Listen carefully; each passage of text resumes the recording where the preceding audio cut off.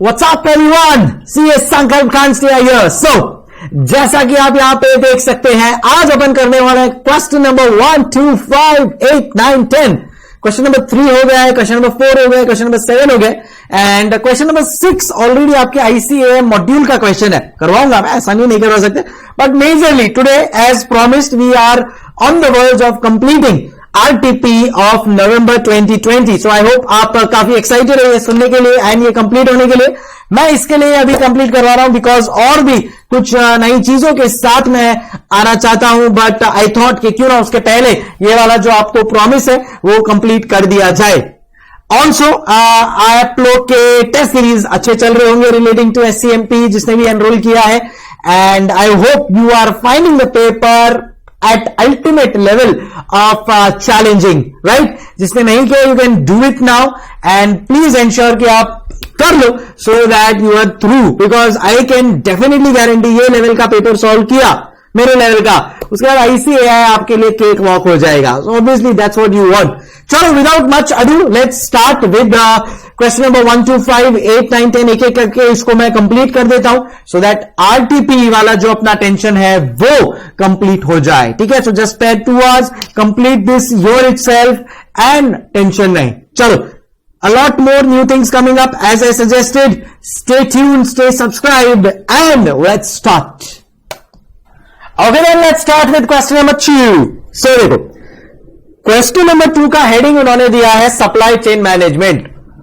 अब आप इतने समझदार हो कि आप क्वेश्चन पढ़ के ये पता कर लोगे कि यार इसमें सप्लाई चेन मैनेजमेंट जैसा क्या है। मतलब ICAI मारो मुझे मारो, क्या आपको ऐसा दिखा इसमें कि आपने इसको सप्लाई चेन मैनेजमेंट का नाम दिया है? क्या मैं जान सकता हूं आपसे? कुछ एक आध 2-3 चीजें हो सकती है जहां पे आप इसको बोलो कि हाँ ये सप्लाई चेन मैनेजमेंट जैसा है, बट आपने तो इसको मेन हेडिंग में दे दिया भाई।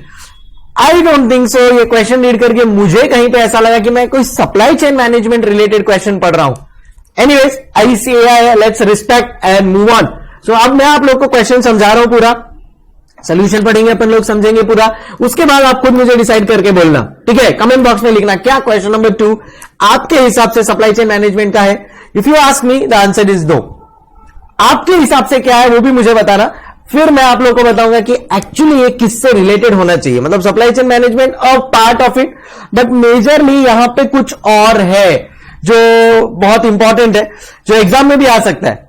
समझ लो, सप्लाई चेन मैनेजमेंट हेडिंग नहीं होना चाहिए, हेडिंग कुछ और होना चाहिए था। क्या वो अगर आप लोग थोड़ा बहुत सोचोगे तो आप लोग को जवाब आएगा। तो पहले तो आपको बताना है कि क्या ये आपको सप्लाई चेन मैनेजमेंट लगा पढ़ने समझने के बाद?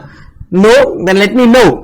एंड अगर ये सप्लाई चेन मैनेजमेंट नहीं है तो इसका थीम अपने को क्या देना चाहिए था? If you can tell me, let me know. मैं कमेंट बॉक्स पे इसको कुछ टाइम बाद पिन कर दूंगा that what exactly it should have been according to me. कहानी को आगे बढ़ाते हैं, अब समझने की कोशिश करो। देखो, अब ये प्लेन रीडिंग करोगे ना तो तुम्हारा सर चकरा जाएगा। तुम बोलोगे अरे यार कितना सारा पढ़ने के लिए, 1.5 पेज वो भी इंस्टीट्यूट के मटेरियल का, यार कौन पढ़ेगा इतना? So try to break every case law in such a way that you are the CEO of the company. Can I say इतना तो अपने को अब तक नॉलेज आ चुका है, we are absolutely clear as regards that. The answer is yes sir. Second part जो मेरे को आपको बताना है कि यहां पे ये जो मेरा क्वेश्चन है उसको एक रियल लाइफ सिनेरियो से कनेक्ट करना पड़ेगा, एक real life case based scenario से कनेक्ट करना पड़ेगा। जी हां, so come on one and everyone, real life case scenario से आइए इसको फटाफट अपन लोग इक्वेट करते हैं and then we will be able to solve it very easily. देखो, केस स्टडी से रिलेटेड बहुत सारी क्वेरीज आती है स्टूडेंट्स की, मेरा एक ही जवाब है, put it in your perspective. उसको कोई बिजनेस के साथ कनेक्ट करो, इंडियन सिनेरियो वाले बिजनेस के साथ, and then apply your logics and see the magic. हाँ, चलो कहानी को आगे बढ़ाते हैं। क्या बोला? Apply your logics and then see the magic. चलो, सो कहानी कुछ ऐसी है कि छोड़ दो ये पूरा ये सब रीडिंग सब छोड़ दो, फिलहाल कहानी में, मेरी कहानी में आ जाओ और मेरी जो कहानी है वो मैं आपको पूरी प्रॉपरली एकदम समझाता हूं and then you can read this. Then अपन लोग दोनों साथ में इसको पढ़ेंगे, परवाह नहीं, बट उसके पहले मैं चाहता हूं कि आप और मैं इस कहानी में एक साथ जुड़ जाए। आइए, सो कहानी कुछ ऐसी है कि रेमंड, नाम तो सुना होगा, the complete man. So Raymonds करके एक बहुत ही पुरानी कंपनी है, all of us would know, Nawaz Singhania, Gautam Singhania, they are the owners of this company. So Raymond के है ना, दो बाइफर्केशंस है, दो डिविजन्स है, यू कैन से दो डाइवर्सिफिकेशंस है। One diversification is called as Park Avenue, सुना होगा आप लोग ने। Park Avenue is into readymade shirts, Park Avenue is into readymade shirts. तो यहां पे अगर आप जाओगे तो करंटली जो रेमंड का मॉडल है वो पार्क एवेन्यू के ऊपर है। वो किसके ऊपर है? पार्क एवेन्यू के ऊपर है। अब पार्क एवेन्यू का इनका सिस्टम क्या है, आप वहां पे जाओगे, उनकी फैक्ट्री है, फैक्ट्री में उन्होंने कुछ रॉ मटेरियल्स मंगवाया और उसके बेसिस पे शर्ट्स ऑलरेडी बना दिए हैं, शर्ट्स ऑलरेडी बना दिए हैं। अब आप रेमंड के या पार्क एवेन्यू के रिटेल आउटलेट्स में जाएंगे, जैसे ही वहां पे आप जाएंगे तो वहां पे ऑलरेडी बने हुए शर्ट्स आपको दिखेंगे, ठीक है। इसको कहते हैं मेड टू स्टॉक मॉडल, मतलब बना दिया अब हमारे स्टॉक में पड़ा है। आप जाइए, आपको अच्छा लगता है आप खरीदिए, नहीं अच्छा लगता है मत खरीदिए। जो यूजुअली रिटेल आउटलेट्स में होता है, भैया रिटेल आउटलेट्स में यही होता है ना यार, अपन लोग जाते हैं वहां से, बना सब रेडीमेड ही होता है, we just go pick it up if you like, अगर नहीं तो वहां से निकल जाते हैं। सो पार्क एवेन्यू जो है उनका यही मॉडल है, इसी मॉडल के ऊपर कहानी चल रही है। बट उनको कहीं ना कहीं रियलाइज हो रहा है कि एक गैप है, एक गैप है कस्टमर के थॉट प्रोसेस में, या कस्टमर को जो चाहिए, एंड गैप है जो एक्चुअली बन के आ रहा है स्टॉक। तो वो गैप की वजह से 100% कन्वर्जन नहीं हो पा रहा है, कस्टमर्स का कन्वर्जन रेशियो कम हो गया है। तो उनको लग रहा है कि क्यों ना कस्टमर को वही दिया जाए जो उसको चाहिए। तो कस्टमर को वही दिया जाए जो उसको चाहिए मतलब क्या? उसका मतलब let's bring a made to order model. अगर आप लोग ने रेमंड्स की एड देखी होगी तो उन्होंने ना आजकल एक एड डालना चालू किया है, made to measure. Made to measure मतलब you will go to a Raymond's factory और Raymond shop, they will make the product absolutely as per your specification. जैफा जैफा आप बोलेंगे वैफा वैफा वो करके आपको बना के देंगे, ताकि कस्टमर ये ना बोल सके अरे यार मुझे ऐसा नहीं चाहिए, मुझे ऐसा नहीं चाहिए, अरे ये तो ऐसा ही बनाया जैसा आपको चाहिए। अभी अंडरस्टैंडिंग? सो उन्होंने एक मेड टू मेजर वाला एक कॉन्सेप्ट स्टार्ट किया, एंड एक्चुअल लाइफ की सिनेरियो बोल रहा हूं मैं। अब कोइंसिडेंटली अपना जो केस स्टडी है वो भी उसी के ऊपर बेस्ड है। देखो आईसीआई जो केस स्टडी बनाने वाला है वो बनाने वाला है रियल लाइफ स्टोरीज के ऊपर, ये तो आप लोग को आई एम श्योर अब तक पता चल गया होगा। सो इनका उन्होंने नाम दिया है मेड टू ऑर्डर मॉडल। इस मेड टू ऑर्डर मॉडल में product made as per customer specification. And अब कस्टमर को डर है कि भाई बहुत ज्यादा टाइम ना लग जाए यार, 3 दिन बाद तो मेरे भाई की शादी है, अरे मुझे जल्दी चाहिए, रेडीमेड में तो ऑन द स्पॉट मिल जाता है। अच्छा don't worry, it will be available with in 3 days, और अगर 3 दिन के अंदर नहीं मिला तो आपको एडिशनल 5% डिस्काउंट मिलेगा। जाओ, आपको एडिशनल 5% डिस्काउंट मिलेगा, जाओ जी लो अपनी जिंदगी। सो यार और क्या चाहिए? तो उन्होंने ये made to measure, made to order model develop किया, और अब एज अ मैनेजमेंट अकाउंटेंट आपको वो पूछना चाह रहे हैं कि यार ये सिस्टम कैसा है, क्या ये सही चलेगा नहीं चलेगा, and how will the whole implication will be. And इसके लिए मैंने यहां पे लिखा है लेट्स एनालाइज। सो अब अपने को क्या एनालिसिस करना है, अपने को समझ में आ गया। तो सिस्टम क्या था? पहले सिस्टम था made to stock model. In the made to stock model एक रिटेल आउटलेट था जहां पे ऑलरेडी अपने जो शर्ट्स है या जो भी गारमेंट्स है वो they were ready. All the customer had to do is had to go there, pick it up from what is ready if you like it and go out. But कहीं ना कहीं there was a gap, जो customer है और जो चीज बन रही है उसमें गैप था। तो उन्होंने बोला क्यों ना इस गैप को ब्रिज कर दिया जाए, and finally they came up with a made to order model. Customer जाओ तुम और तुम ही बताओ कि कैसा बनना चाहिए। 3 दिन के अंदर, 3 दिन के अंदर आपको आपका जो प्रोडक्ट है वो बना के दे देंगे। नहीं दिया तो 5% एडिशनल डिस्काउंट ले जाना हमसे, जी हां। So obviously this was a very lucrative thing, and आप माने या ना माने but this started showing a very very positive response. जो कस्टमर्स थे उनका एक पॉजिटिव रिस्पॉन्स आया, क्यों नहीं? बिकॉज कस्टमर को आखिर में मिल रहा है जो उसको चाहिए। तो यहां पे वो कुछ यूनिकनेस भी डाल सकते हैं प्रोडक्ट में, and it's always good to have it. अब ऑब्वियसली इसके लिए थोड़ा प्रीमियम प्राइसिंग लगेगा, बिकॉज भाई जैसा जैसा आपको चाहिए वैसा वैसा चाहिए तो चलेगा, कस्टमर वो देने के लिए रेडी है। कस्टमर देखो, कस्टमर क्या बोलता है कि भाई देखो मेरे को जैसा चाहिए एग्जैक्टली वैसा मिल रहा है, तो उसके लिए मैं यार प्रीमियम दूंगा। Quality comes always with a premium, हमेशा ये चीज याद रखना। सो कोई प्रॉब्लम नहीं है, कस्टमर प्रीमियम दे रहा है, sales are rising, everything is on a good track. But overall अब इसको और क्या इंप्रूवमेंट हो सकता है, क्या चीजें हैं, तो वो एनालिसिस अब अपने को समझेगी क्वेश्चन से। आई होप आप लोगों को सिनेरियो पूरा का पूरा मस्त पैकी समझ में आ गया होगा। अगर आपको सिनेरियो समझ में आ गया, then now it is time for us to go to the question. आपको चाहिए आप 1 मिनट ले लो, इसको खाली निहार लो, देख लो ध्यान से, सो दैट आप भी क्लियर हो जाए in terms of what the question is trying to say. So Park Avenue made to stock order model के ऊपर चलता है, already manufactured product sold to consumer. Raymond ने बोला चलो भाई मेड टू ऑर्डर मॉडल लाते हैं, product made as per customer specification, 3 दिन के अंदर बना के दे देंगे ना, 5% रिटर्न ले लेना भाई, ठीक है।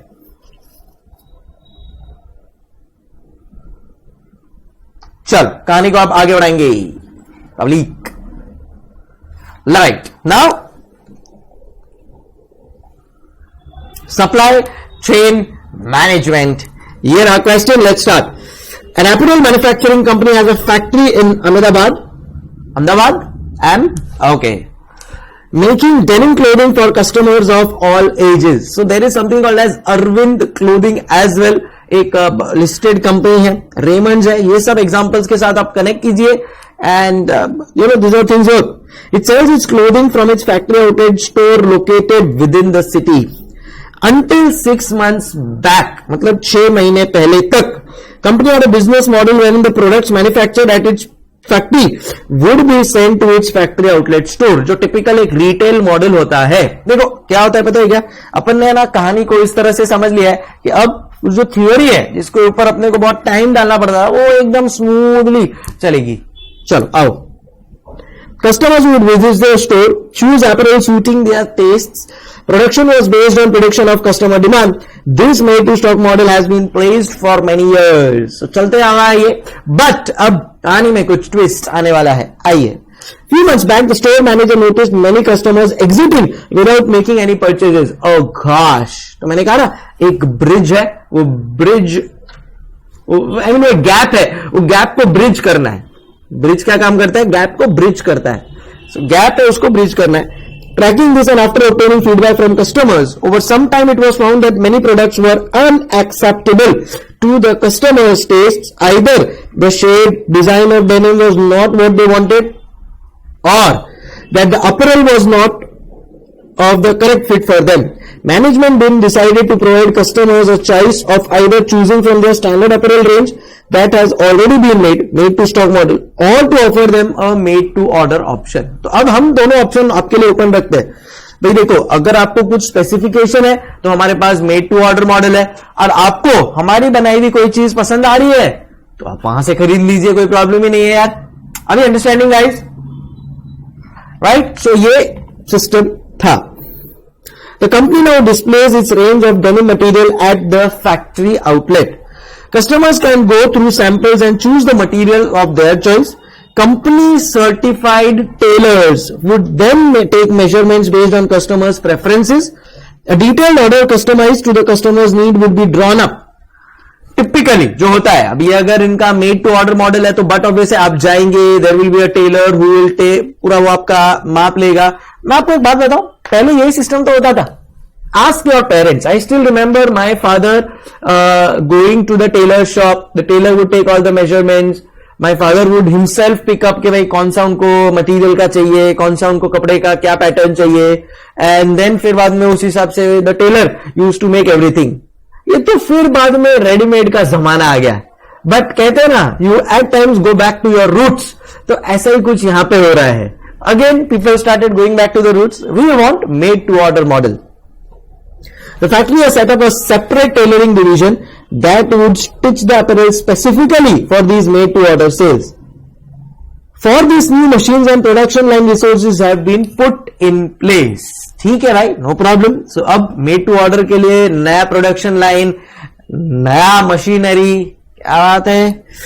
Customized products are manufactured and made available to the customer within 3 working days from the date of placing the order. The customer has to go to the store, pick up the apparel order. For delays beyond this timeline, customer gets a 5% less. 5% इसका मतलब basically discount मिलेगा. मैं तो बोलता हूं कि यहां पे अपने को एक कदम आगे जाना चाहिए. सो एक कदम आगे कैसे जाएंगे? What we can do is we can also deliver the product at customer's doorstep. यहां पे क्या लिखा है देखो, customer comes to the store and picks up. उससे बेटर है कस्टमर एक बार आ गया, उसने अपने स्पेसिफिकेशन दे दिए हैं, अब we can deliver it to him at his place. Right, चलो आगे बढ़ते हैं. This is done to attract and maintain customers who would otherwise choose to purchase apparel offered by royal competitors. Therefore speed of delivery of the customised product is critical. देखो time तो आज की तारीख में किसी के पास भी नहीं आए है कि नहीं. सब अपने आप को यूजर बोल्ड समझ रहे हैं भाई, भागा दौड़ी में लगे हुए हैं. So everybody wants it quick and everybody wants it fast. Amazon का नाम तो सुना होगा पब्लिक. अमेजॉन आज की तारीख में world second most valued company है एंड उसके owner Jeff Bezos is world richest person. Is a centibillionaire. $100 billion से ज्यादा का उनका वेल्थ है. Do you know what reason? One of the main reason was one day delivery. Amazon started with the concept of one day delivery, जो पूरे विश्व भर में ऐसा कॉन्सेप्ट कहीं नहीं था.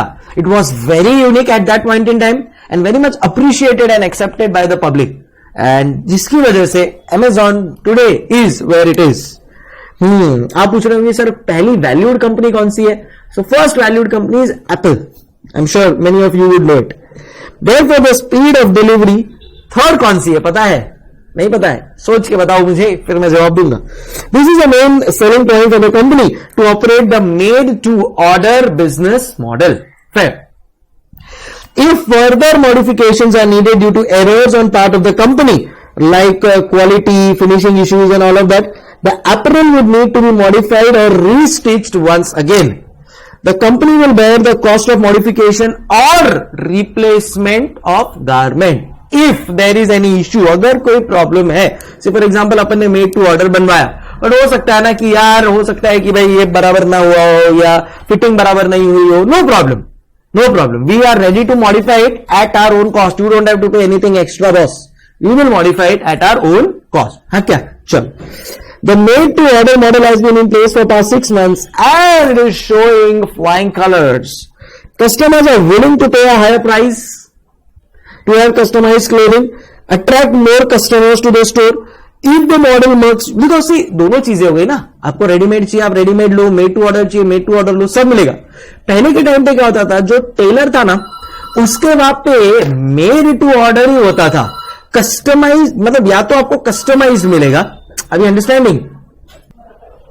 तो पहले के टाइम पे ऐसा होता था. अब यहां पे तो क्या वो दोनों आपको दे रहा है ना. So which is good. If the model works well, dependence on made to stock can reduce. और उसकी वजह से क्या होता है, पहले ना अपन लोग मेड टू स्टॉक बहुत अपने को बल्क में बनाना पड़ता था to gain the economies of scale. अब एटलीस्ट उतना नहीं, वो नहीं करना पड़ेगा. तो इन्वेंट्री स्टॉक, तो वो जो अपना इन्वेंट्री से रिलेटेड कैरिंग कॉस्ट का अमाउंट है वो सेव हो जाता है. Obsolescence, fashion changes very fast, वो चेंज हो जाएगा. वेयरहाउसिंग में जो अपने को स्टोर करना पड़ता था वो कम हो जाएगा.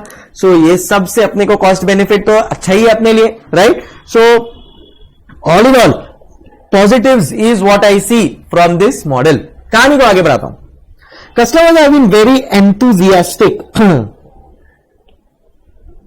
Customers have been very enthusiastic in availing this customization facility offered by the company.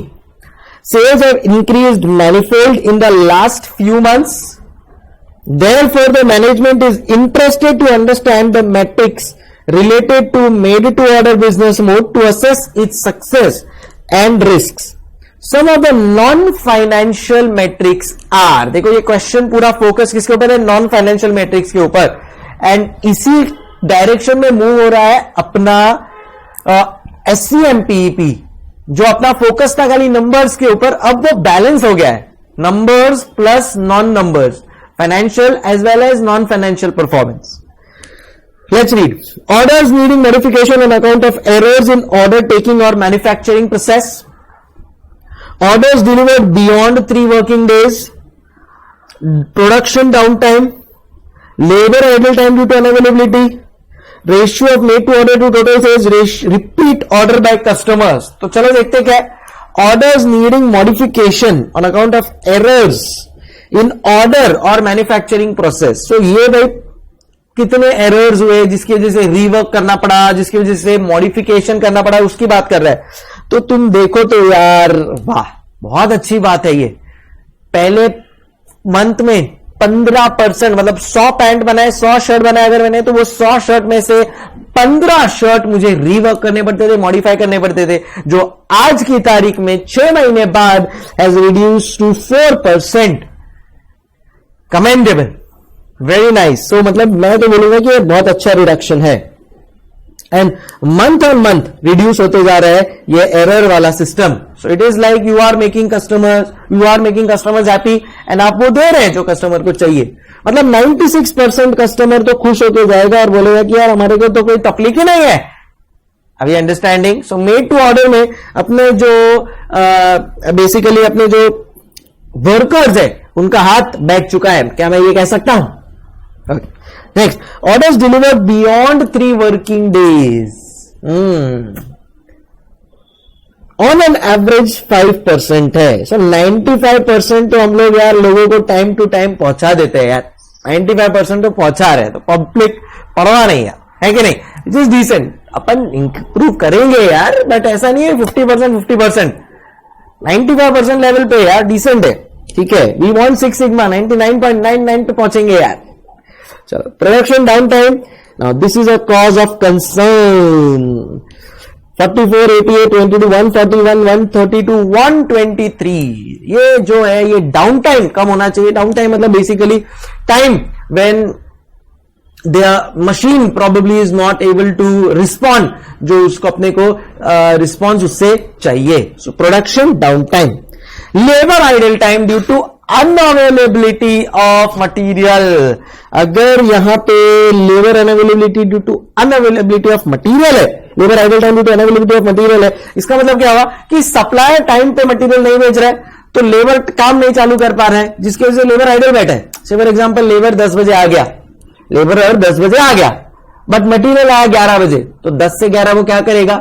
Idle time. And वो भी मेरे लिए कॉज ऑफ कंसर्न है. सो ये भी मेरे लिए कॉज ऑफ कंसर्न है. डाउन टाइम, आइडल टाइम दोनों मेरे लिए कॉज ऑफ कंसर्न है. So let's see how we tackle this.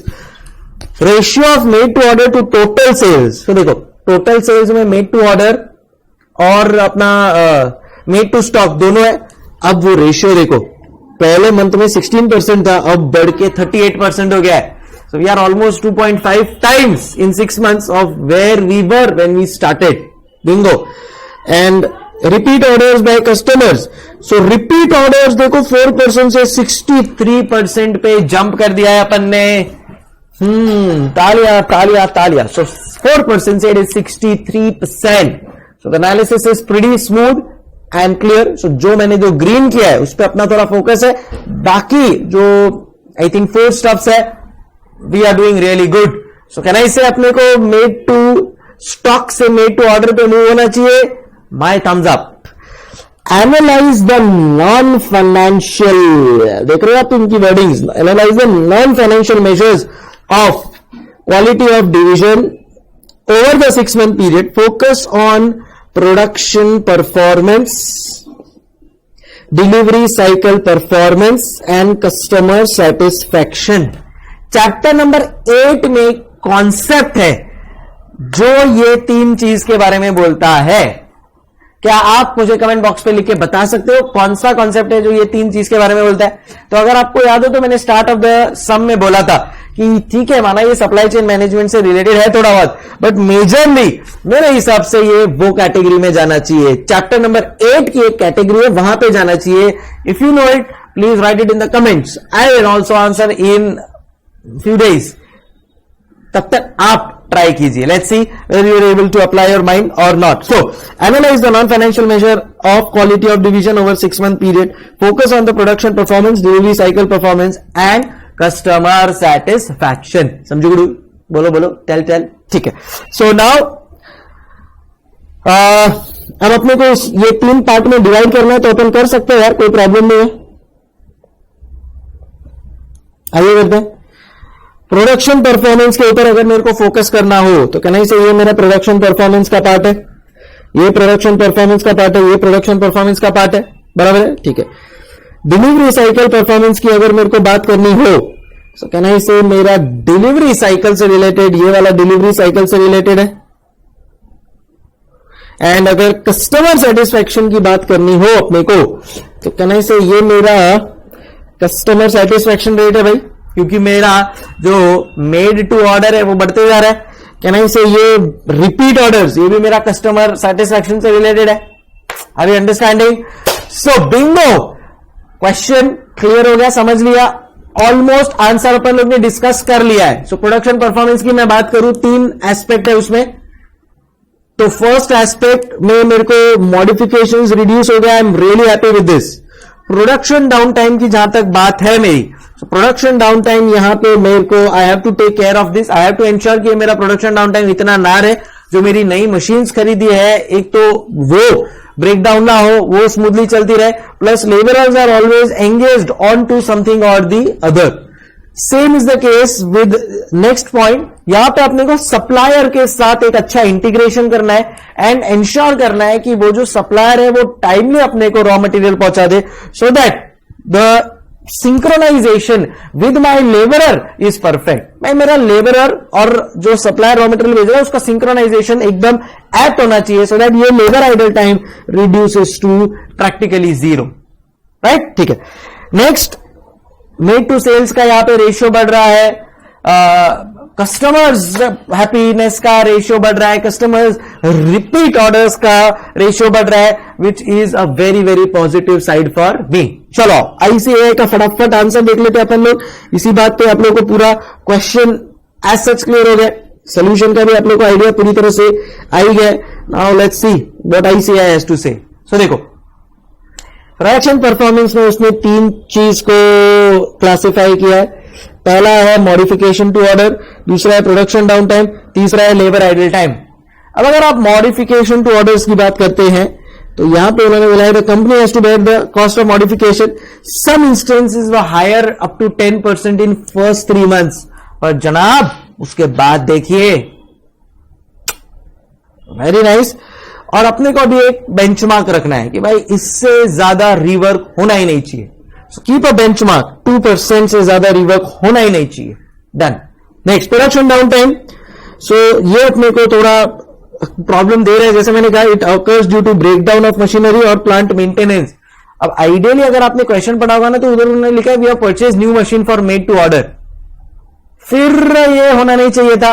So probably we can ask the production manager की भाई ऐसा क्यों हो रहा है ये चीज। So we need to ensure कि ना हो, क्योंकि और एक चीज है कि अभी 38% of the overall sales is from this model, so यार now we can not afford any kind of down time. Third है मेरा लेबर आइडल टाइम, वो भी रिड्यूस करना है, because on an average 20.5 hours of labour time is idle due to unavailability of appropriate material. नहीं होना चाहिए ये चीज भी। So we will have a proper integration with our supplier. Delivery cycle performance, next है मेरा delivery cycle performance, which I think is good. On time delivery है, only 5% ऐसे केसेस है जहां पे it is not delivered on time, 95% of the cases are on time. Customer is satisfied, इसीलिए वो repeat order दे रहा है। सेल्स मिक्स मेरा ओवरऑल बढ़ रहा है, 63% रिपीट ऑर्डर आया, so overall it's a win win situation. ये वो टेबल है जो उन्होंने क्वेश्चन में दिया, अपन लोग ने यहाँ पे खाली एक मंथली एवरेज निकाल लिया है। If you see the last month तो फॉलोइंग है एवरेज 9% का है, बिकॉज फर्स्ट 3 months में थोड़ा ज्यादा था इसके लिए, but now we can see a downward trend which is good.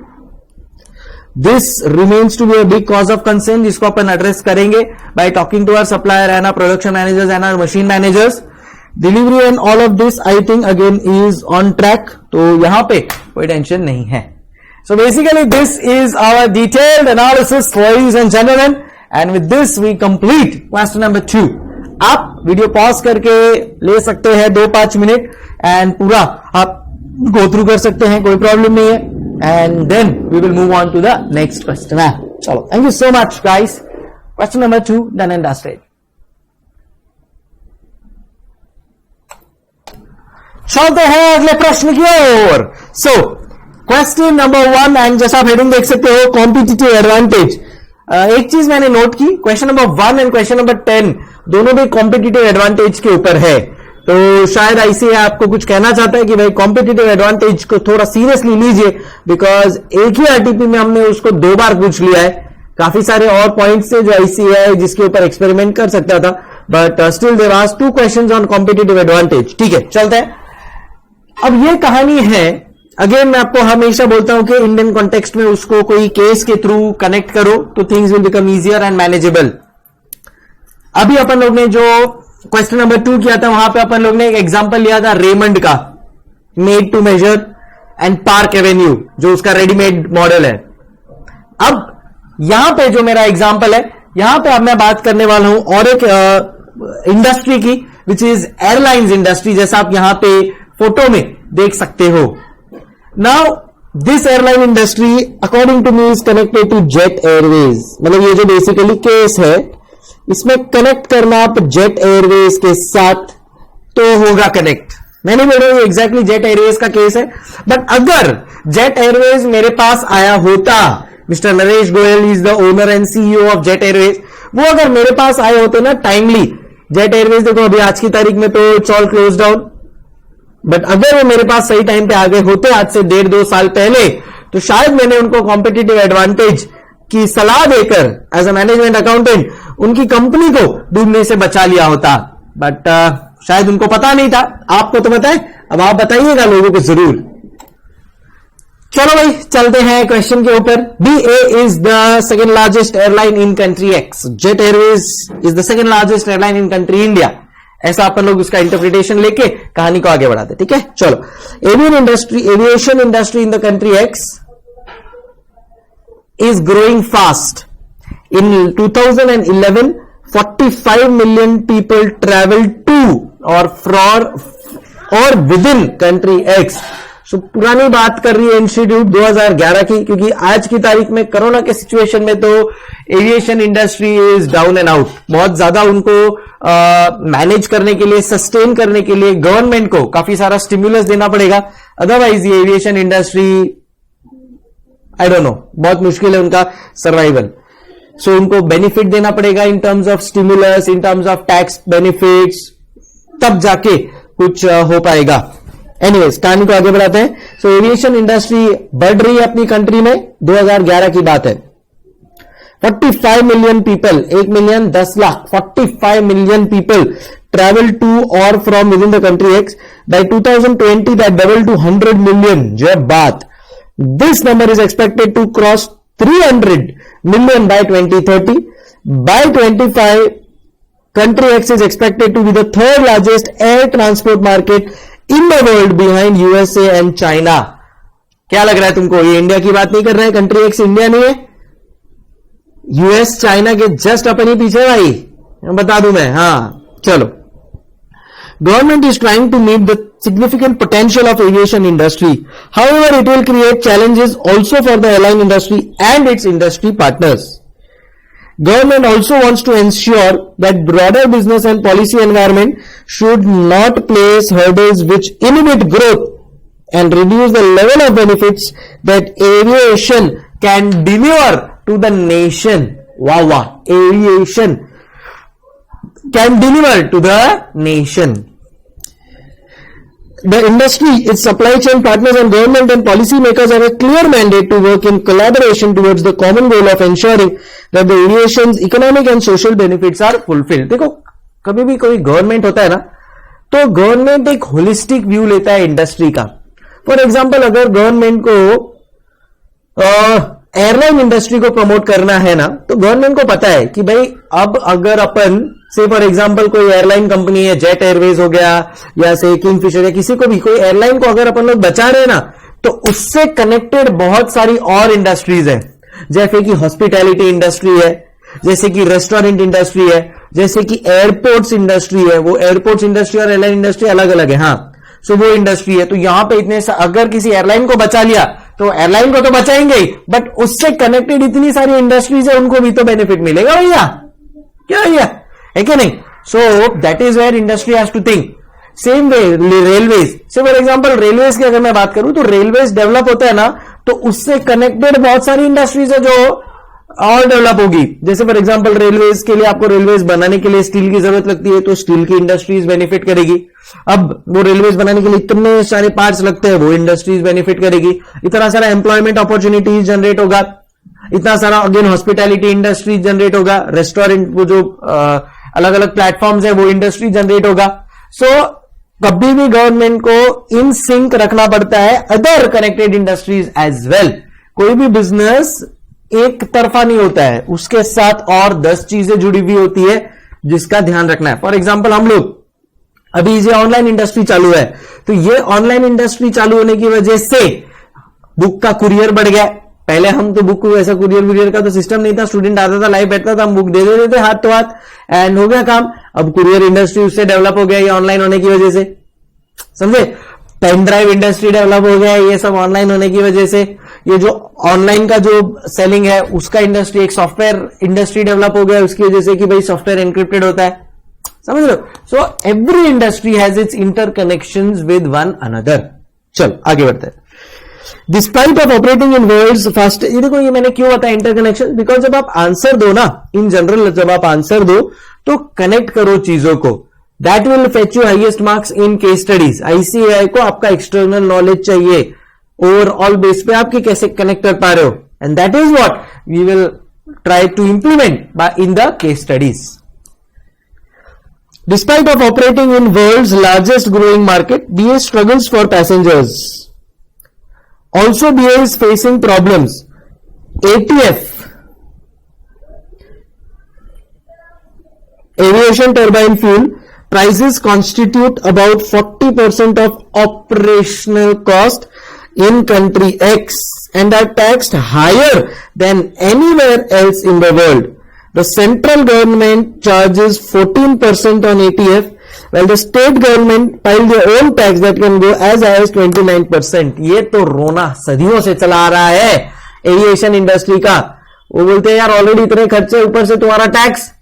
Aviation turbine fuel, जैसे अपना गाड़ी में लिए पेट्रोल लगता है, बाइक के लिए पेट्रोल डीजल लगता है ना, वैसे ही यहां पे इनके लिए भी एक फ्यूल लगता है which is called as ATF, aviation turbine fuel. अब वो एविएशन टर्बाइन फ्यूल के ऊपर इन्होंने टैक्स दुनिया भर के डाल के रखे, जिसकी वजह से द कॉस्ट इंक्रीजेस। और अगर कोई कॉस्ट इंक्रीज हो रहा है तो सीधा आपके नेट प्रॉफिट को हिट करेगा, और अगर आपके नेट प्रॉफिट को हिट किया आपका survival will become a question mark, sustainability issues आ जाता है, समझ गुडू वैसा। सो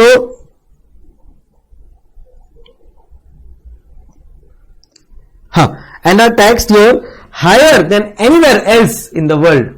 अब यार अगर ATF constitutes 40% of the total cost और तुम उसके ऊपर इतना टैक्स चार्ज कर रहे हो तो गवर्नमेंट की झोली तो भर जाएगी, बट जो बिजनेस कर रहे हैं उसको ऐसा लगेगा कि वो गवर्नमेंट के लिए बिजनेस कर रहा है। That is the problem with our country. अपने यहां पे टैक्स सिस्टम्स अभी भी बहुत कॉम्प्लिकेटेड है, एंड एक बार कभी कभी ऐसा लगता है कि मैं गवर्नमेंट के लिए बिजनेस कर रहा हूं। मैंने बहुत सारी कंट्रीज के टैक्स स्ट्रक्चर देखे हैं जिनका indirect tax flat 10%, income tax which is your direct tax flat 10%, and उनका tax revenue collection is much higher than India. क्या इंडिया में ऐसा नहीं हो सकता? प्रोग्रेसिवली एटलीस्ट लेकर आओ ना, ऐसा करो ना। आप खाली कॉम्प्लिकेट कर रहे हो चीजों को। Get one tax one system, खत्म। इनडायरेक्ट टैक्स डायरेक्ट टैक्स सब एट द रेट 10% कर दो, और फिर देखो the way things are going to work will change. कोई टैक्स का ब्लैक होना ही नहीं है। फिर सोचना जरा कभी टाइम मिले तो। चलो, सो एटीएफ विच इज 40%, उसके ऊपर यार सेंट्रल गवर्नमेंट का भी टैक्स भरू मैं, स्टेट गवर्नमेंट का भी टैक्स भरू मैं। जाती हो रही है मेरे पे, बट ठीक है। तो this is one concern. Second दिखेगा ना, बी इज फेसिंग प्रॉब्लम, जैसे ये वन क्लियर हो गया। सेकेंड पे आओ, currency depreciation is hitting airline harder. हाँ, अब देखो करेंसी, चलो पढ़ लेता हूं पूरा। About 25 to 30% of the cost excluding ATF are dollar denominated from aircraft lease rents, maintenance cost to ground handling and parking charges abroad etcetera. अब दूसरा जो चीज मुझे हिट कर रहा है वो है डॉलर, बिकॉज सी कई बार क्या होता है कि ये जो एयरक्राफ्ट है, इनको लीज रेंटल्स पे करना पड़ता है, हो सकता है वो डॉलर में पे कर रहे हो। इनको पार्किंग चार्जेस पे करना पड़ता है, हो सकता है वो सब चीजें डॉलर में पे कर रहे हो। तो इनको इशू है डॉलर डिनोमिनेटेड बिल्स का। तो उनको लग रहा है कि ये जो हमारा डॉलर में पेमेंट जा रहा है और डॉलर का currency fluctuation unfortunately is negatively in our country's favour against में।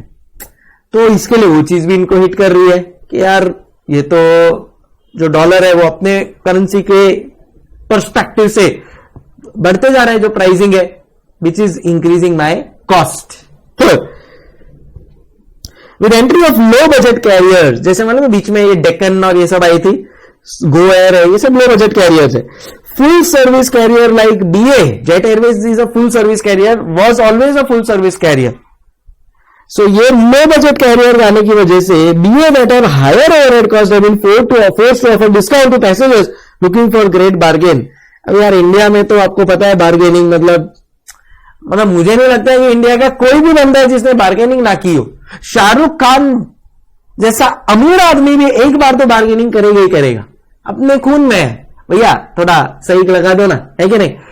तो यहां पे यार वो लो बजट कैरियर सस्ते में दे रहा है। अपन ऑनलाइन ने चेक किया, अपन लोग ने देखा तो यार 2 घंटे का जर्नी है, अपने को पानी वानी एक्स्ट्रा कुछ नहीं चाहिए, हम लोग को ले जाओ बस।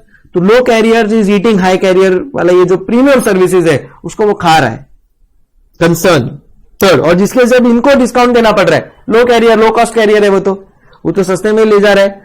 अब अपने को भी, अपन तो फुल प्रीमियम कैरियर है, फिर भी अपने को लो कॉस्ट में देना पड़ रहा है, resulting in to higher overhead cost.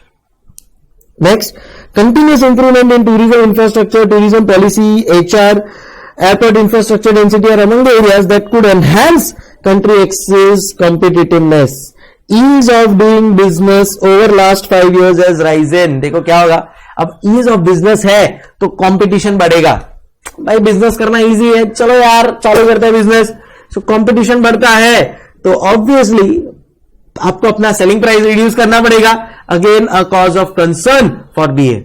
4 cause of concern बताए। एक एटीएफ, जो उसका फ्यूल है, 40% उसका फ्यूल का कॉस्ट लगता है, उसके ऊपर तुमने 14%, 29% टैक्स चढ़ा रखा है। सेकेंड, डॉलर का जो फ्लक्चुएशन है गोइंग अगेंस्ट आवर कंट्री, वो एक प्रॉब्लम दे रहा है मेरे को। थर्ड, लो बजट कैरियर्स है, उसकी वजह से मुझे मेरा प्राइस चेंज करना पड़ रहा है। फोर्थ, ईज ऑफ एंट्री हो गया है तो कंपटीशन बढ़ रहा है। Gosh, the intense competition among domestic airline carriers, the need to capture slice of over expanding market. सब चाहते हैं कैप्चर कर लू मार्केट, मैं कैप्चर कर लू, तो उसके चक्कर में ये सब हो रहा है। Passenger price sensitivity makes the airlines difficult to raise ticket prices. Together, these factors have now plunged country X's aviation industry to its most precarious phase in the last 3 years or so. BA is facing huge competition as a year of sharp U-turns for X's aviation industry, from record profit in financial year 1920 to mega losses. बोलो, कहां अपन लोग तो profit कमा रहे थे और अब अपना मार्केट तो डाउन होते जा रहा है। लॉसेस, मैंने बोला था ना, ये सेम हालत था जेट एयरवेज का। एक टाइम पे जेट एयरवेज का शेयर प्राइसेस देखो तुम, याहूम, प्रॉफिट्स देखो तुम, याहूम, बट फिर losses, resulting in the direct need for recapitalisation. BA has been appealing to the government for a decade for reduction in taxes on fuel. कुछ करो यार, but all in vain. ATF is 35 to 40% more expensive in country X, my God, than in the rest of the world because of relatively high tax rates. Advise the strategy that Jet Airways should follow in order to gain superior performance and competitive advantage over its peers. So I hope आप लोगों को question तो पूरी तरह से समझ में आ गया होगा, है भाई। चलो प्लीज एक बार 2 मिनट दे रहा हूं, क्वेश्चन रीड करो and then we will start together. Come on everybody.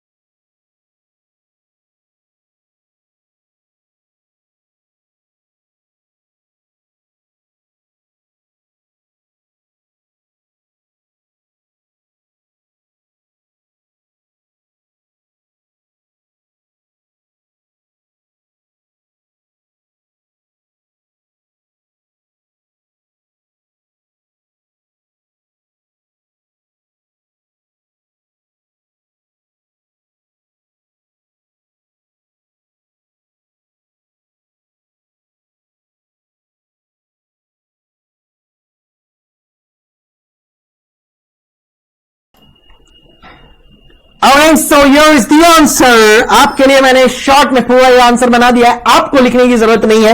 We will quickly discuss, अपन डिस्कस कर लेंगे एंड मैं शेयर कर दूंगा आप लोग को इसका पीडीएफ या something so that you can take it through. Now competitive advantage, तो अपन जेट एयरवेज को बोलेंगे. सुनो जेट एयरवेज, देखो आपको है ना दो चीजों पे ध्यान देना है. एक होता है कॉस्ट लीडरशिप और दूसरा होता है डिफरेंशिएशन एडवांटेज. कॉस्ट लीडरशिप अगर आपको सीखना है तो हमारे मुकेश भाई अंबानी से सीखिए, जिन्होंने जियो में कॉस्ट लीडरशिप लेकर आया और जब उन्होंने एंटर किया तब उनके पास एक भी सब्सक्राइबर नहीं था. आज one of India's leading subscriber base है टेलीकॉम इंडस्ट्री में, thanks to the concept of low cost entry या no cost entry in case of Jio.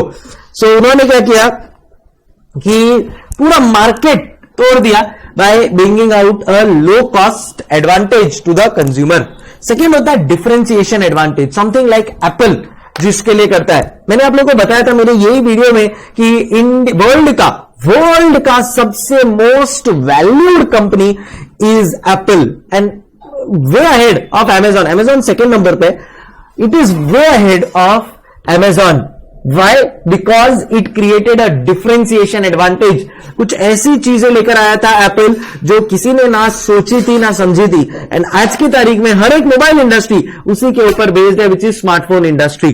So obviously Apple is known for its innovation, for its differentiation, जिसकी वजह से वो premium भी charge कर पाता है. वो लो कॉस्ट में एंट्री बहुत कम है उनका.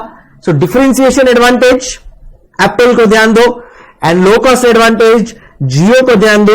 इन दोनों ने ये जो सेक्टर्स है कॉम्पिटिटिव एडवांटेज का sectors, they have done wonders in this, right.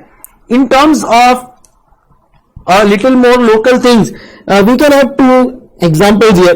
देखो मैंने लिखा भी है OnePlus mobile and IndiGo airline. See here, देखो इधर, always make something which gives value to the customer. भाई कस्टमर को एक वैल्यू फील होना चाहिए जब वो आपका कोई प्रोडक्ट खरीदे, आपका कोई सर्विस खरीदे, उसको लगना चाहिए हाँ यार मजा आया. समझ रहे हो, उसको ऐसा फील आना चाहिए. It should feel that the payment that he has done उसको उतना वैल्यू मिला है या उससे ज्यादा वैल्यू मिला है. True economic value, perceived value, जिसको आपने समझा होगा प्राइसिंग पॉलिसी के through. So value to customer should be there. Supply what customers want to buy, in fact give them more than what they even expect. दो चीजें, relative low cost advantage, total cost should undercut its average competitor. जैसा मैंने कहा आपको जियो ने वही किया था. इंडिगो एयरलाइंस आज की तारीख में वही करती है. इंडिगो एयरलाइंस के आप जब यूजुअली एयर फेयर्स देखोगे that will be very competitive as compare to the peers.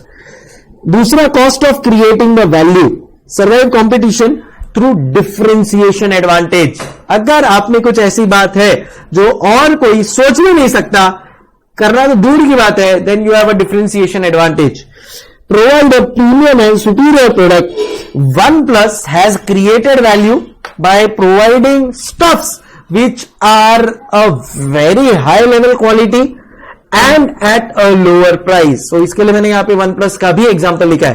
तो अपन लोग जो अपनी एयरलाइंस है बीए या जिसका नाम है जेट एयरवेज, उसको अपन ये सब चीजें रेकमेंड करेंगे. अपन कहेंगे जेट एयरवेज को, भाई Jet Airways charge lower price than competitors, try to gain more market share, ensure की प्रॉफिटेबिलिटी मेंटेन रहे so that we are able to survive. ways to achieve cost leadership. 1, internet ticket selling. तो क्या online ticket selling होगा तो agent commission उतना अपना cost save हो जाएगा, ओवरहेड सेव हो जाएगा. नो प्रिंटेड टिकट्स, अगेन सब ऑनलाइन कर दो, सो अगेन इतना भी कॉस्ट सेव हो जाएगा. नो फ्री मेल्स, ये बहुत रिक्वायर्ड है. देखो आज की तारीख में तुम्हारे जो लो कॉस्ट कैरियर है तुम्हारा बिजनेस खा रहे हैं क्योंकि वो मेल्स ही ऑफर नहीं कर रहे हैं. आपको करना है करो, बट उसके लिए अलग से चार्ज कर लो. जिसको लेना है वो लेगा पैसा भर के, जिसको नहीं लेना है वो नहीं लेगा.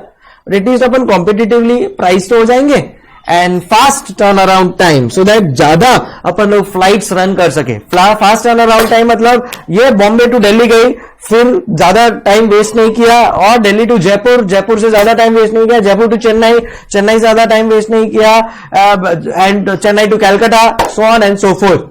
Are you understanding? So fast turn around time होना चाहिए. डिफरेंशिएशन एडवांटेज में इधर देखेंगे अपन, when customers perceive business offering is of high quality. So कुछ यहां पे आप बेटर दे दो उनको in terms of some kind of entertainment आप यहां पे दे दो उनको. इंश्योर करना कि टाइम टू टाइम ट्रैवल हो, मतलब ऐसा ना हो कि आपकी फ्लाइट लेट चल रही हो बिकॉज उससे आगे का शेड्यूल बिगड़ेगा, टर्न अराउंड टाइम में प्रॉब्लम होगा. IndiGo airline specialises on this.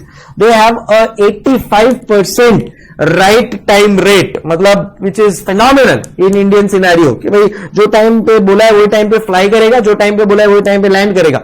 Coincidentally, whenever I have taken my flight with Indigo, I have always, innumerably, I have always reached on time. मतलब जब भी हुआ है ऐसा, मेरा लैंडिंग एंड टेक ऑफ दोनों टाइम पर ही हुआ है coincidentally. ये नहीं मतलब that's what I really respect that airlines. Provide unique customer value. कुछ ऐसा दे दो उसको जो उसको एक्सपेक्टेड नहीं था एंड उसको लगे हाँ यार ये तो यहां पे ही मिल रहा है. Something like say Jet Airways का जो लाउंज होता है, allow this only for Jet Airways travellers so that they feel that हाँ भाई we are giving a priority.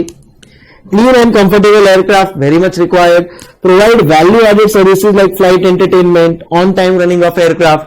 ये सब चीजें जैसे ही हमारा जेट एयरवेज करेगा फिर देखो कैसे मार्केट में धूम मचा देगा.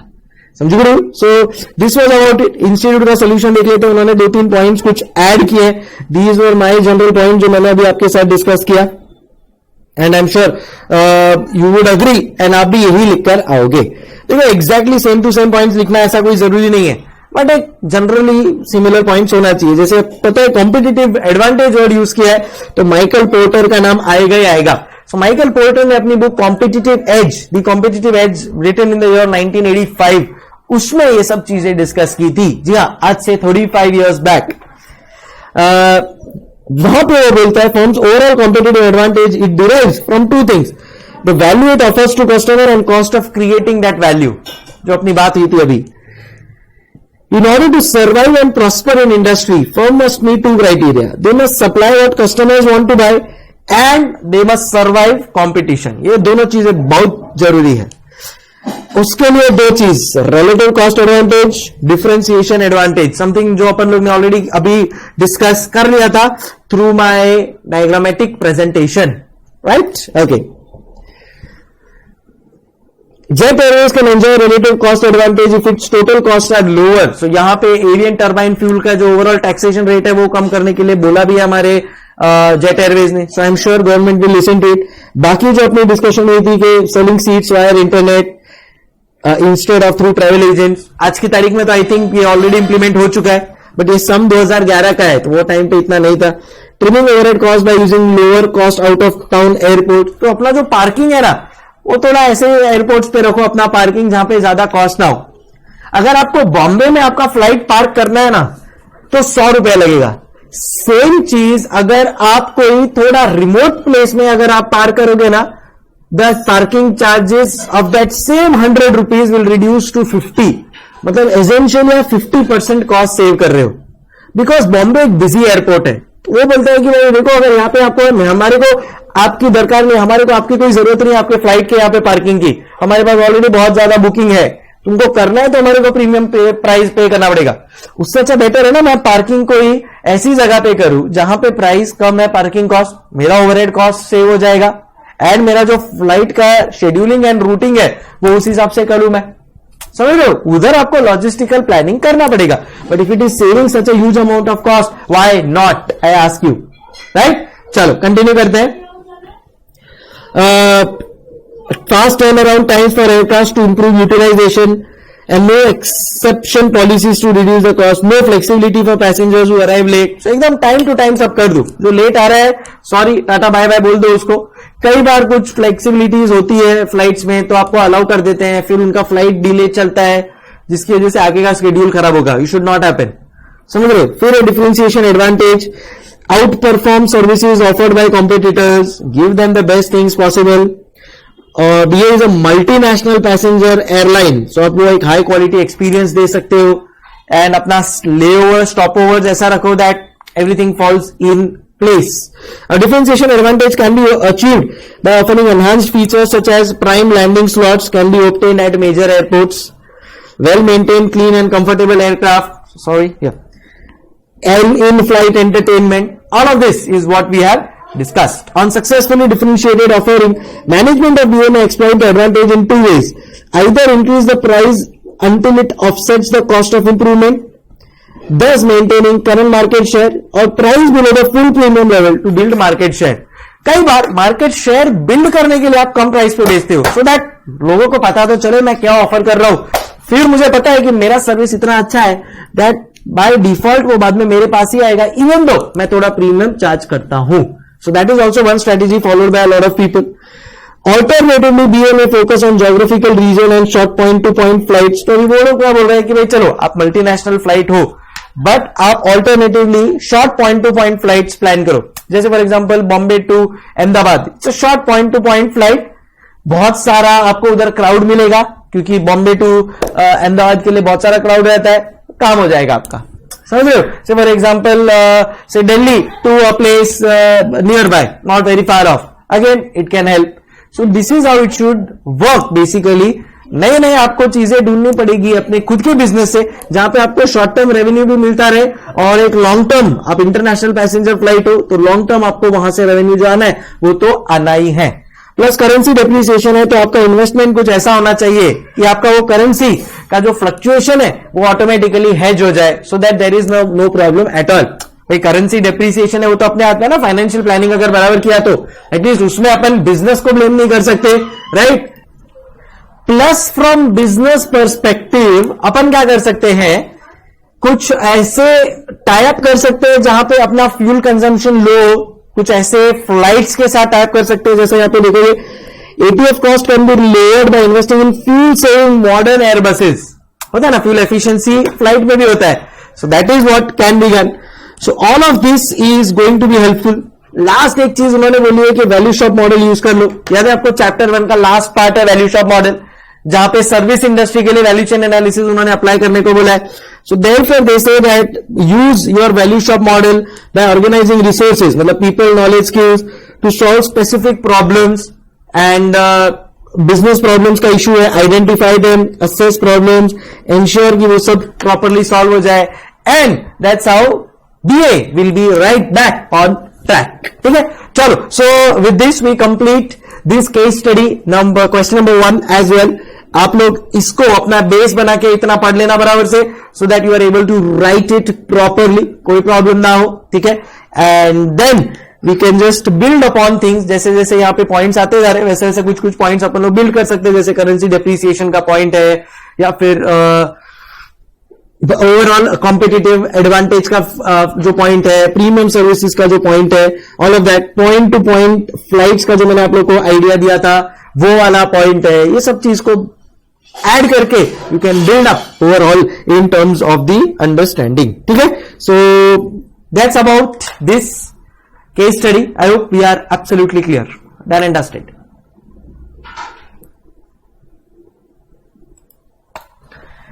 Okay, so next question is question number 5, and जैसा आप हेडिंग देख सकते हो यहाँ पे, it is based on ethical and non-financial consideration. अब ये हेडिंग को हटा दो और स्टैंड अलोन खाली ये क्वेश्चन को पढ़ो. आपको लगेगा वाह यार क्या तगड़ा क्वेश्चन है, कुछ एकदम हाई फाई इसका आंसर होगा, बट वो कहावत है ना, खोदा पहाड़ निकला चूहा, फटा पोस्टर निकला जीरो, ऐसा कुछ है इस क्वेश्चन का हाल.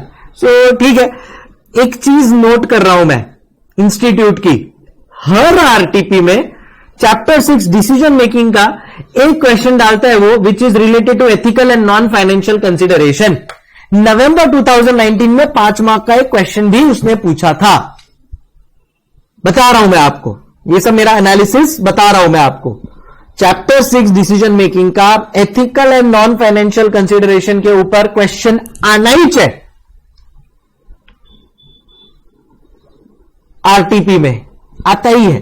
चलो देखते हैं, क्वेश्चन में दम नहीं है, सोल्यूशन में भी दम नहीं है, बट एज अ कॉन्सेप्ट अपन कभी इसके ऊपर ध्यान नहीं देंगे. Let's do it. चलो. ABC limited specialises in manufacture of chemical intermediaries. Basically पूरा केमिकल इंडस्ट्री के एक एस्पेक्ट के ऊपर रिलेटेड है, एंड हर एक केमिकल इंडस्ट्री को और एक इंडस्ट्री को, फैक्ट्री को वाटर कंजम्पशन का जरूरत लगता है, और इनको एक्सेस वाटर सप्लाई करता है गवर्नमेंट. बट गवर्नमेंट के भी कुछ रेगुलेशंस होते हैं जिसके तहत they can supply only a limited amount of water to every industry and every factory. तो यहां पे उसी से रिलेटेड कुछ कनेक्शन में ये क्वेश्चन है। और रीड करते हैं, it's pretty simple, let's quickly get it done and dusted. ABC Limited specializes in the manufacture of chemical intermediaries in a very competitive business environment. ABC is a publicly listed company with majority of its stakeholders being institutional investors like mutual funds, bank and insurance company. फिलहाल तो खाली ABC Limited के बारे में उन्होंने बातें की। आगे बढ़ते हैं। ABC Limited की आपको मैं कहानी सुनाता हूं। तमिलनाडु के एक छोटे से शहर में स्थित ये इंडस्ट्री, ये जो कंपनी है वो लोकेटेड है। वहां पे शॉर्टेज है वाटर का। So there is a shortage of water in that area. अब इन्होंने यहां पे सेल्स प्राइस दिया है, वेरिएबल कॉस्ट दिया है, सब 2-3 कंस्ट्रेंट्स दिए, all of that they set. फिर उन्होंने बोला कि देखो अगर 250 करोड़ से ज्यादा का टर्नओवर है तो 30% टैक्स लगेगा, 250 करोड़ से कम टर्नओवर है तो 25% टैक्स लगेगा। तो वो ट्राई कर रहे हैं कि कैसे भी करके अपना टर्नओवर 250 करोड़ से रिस्ट्रिक्ट कर दे। प्लस उन्होंने बोला है कि भाई देखो आप कितना टोटल सेल्स इंक्रीज कर सकते हो। फिर एक बात आती है पानी पे। पानी उन्होंने बोला है कि मैक्सिमम 19,000 किलोवाट वाटर ही आप ले सकते हो। Kilo water, I don't know exact unit, वो देख लेंगे अपन। सो उन्होंने बोला कि 19,000 किलो वाटर ही आप कंज्यूम कर सकते हो। बट अगर ये 19,113 किलो वाटर अगर कंज्यूम करते हैं ना, देन इन दैट केस इनका कॉन्ट्रीब्यूशन 30 लाख से बढ़ जाएगा। बट रिस्ट्रिक्शन तो 19,000 का है, और फिर भी अगर आप 19,113 अगर कंज्यूम करोगे तो प्रॉफिट तो बढ़ जाएगा। बट क्या एथिकली सही होगा ये?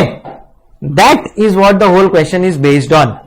पढ़ते हैं, आओ अभी सुन लो, समझ लो, और इधर का इधर इसको खत्म कर देना। इसके ऊपर ज्यादा टाइम मत डालना बाद में, समझ रहे हो? ऐसा क्वेश्चन है ये। It is located in the water scarce zone in Tamil Nadu.